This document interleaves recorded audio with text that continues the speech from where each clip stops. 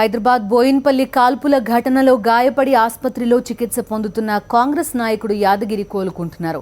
కాల్పులు జరిపిన వ్యక్తితో తనకు ఎలాంటి సంబంధం లేదంటున్నారు. రాజకీయ కారణాలతోనే తనపై కాల్పులు జరిపారంటున్న యాదగిరితో మా ప్రతినిధి వాసు ఫేస్ టు ఫేస్.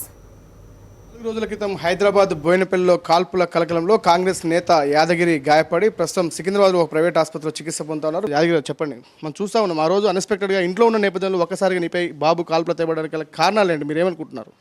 నాకే తెలియదు బ్రదర్. అతను 3 సంవత్సరాల నుంచి మేము కనిపించలేదు. అతను సడన్లీ కనిపించి నా బండి ఆపి అన్న ఆపితే నేను ఎవరో అనుకుని మా బస్తీ సమస్యల మీద ఎవరన్నా పిలిచిండేమో అని సడన్లీ చూసి బండి ఆపి సడన్లీ హెల్మెట్ తీసి టవాల్ ఖర్చు తీసి గన్ను తీసే వరకు నేనే సడన్లీ భయపడిపోయి నేను వెనుక ఉరుకుతుంటే దన్మని షూట్ చేసే వరకు నేను కింద పడిపోయినా.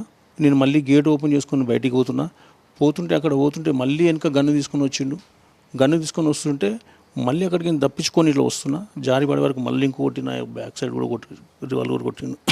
పోలీస్ స్టేషన్కు ఆ గన్ను తీసుకొని పోలీస్ స్టేషన్లో కూడా చూపించిన, సార్ ఈ గన్ను మంచిదా, ఎసుంటిది, నేను బతుకుతానా, నాకు గోళీ ఉన్నట్టుంది లోపల అని చెప్పి ఆ గన్ను అలా చూపిస్తే నన్ను ఫస్ట్ హాస్పిటల్ తీసుకుందామని హాస్పిటల్ తీసుకొని వచ్చాను సార్. కొన్ని రాజకీయాల కక్షలో ఎవరో కావాలని నా వెనుక కావాలని ఇది చేయించిండ్రు. అది ఎవరు చేసిండ్రో కంపల్సరీ పోలీస్ అధికారులు కూడా చాలా అంతా మంచి అధికారులు ఉన్నారు. మీడియా బ్రదర్స్ కూడా రియల్గా కూడా నేను తప్పు చేస్తే కూడా నన్ను కూడా శిక్షించాలి. నాకు అతనికి ఎటువంటి సంబంధం లేదు. శివరాజుని హత్య చేయించింది నువ్వే, దానికి సంబంధించినటువంటి బాకీ పడ్డ డబ్బులు ఇవ్వకుండా మీరు వేధిస్తున్నారని చెప్పేసి నన్ను వాడుకొని వదిలేశాడని శివ ఆరోపణ చేస్తుంది. దీనికి సంబంధించి శివరాజు హత్యకు కానీ ఆ తర్వాత జరిగినటువంటి పరిణామాలకు మీకు సంబంధం ఉందా? ఎటువంటి సంబంధం లేదు సార్. నాకు అటువంటి సంబంధం ఉంటే అప్పుడే నన్ను జైలుకు పంపిస్తున్నాయి కదా. శివరాజు హత్య గావించబడ్డ విషయం నీకు తెలుసా? శివరాజు ఎవరో నీకు తెలుసా?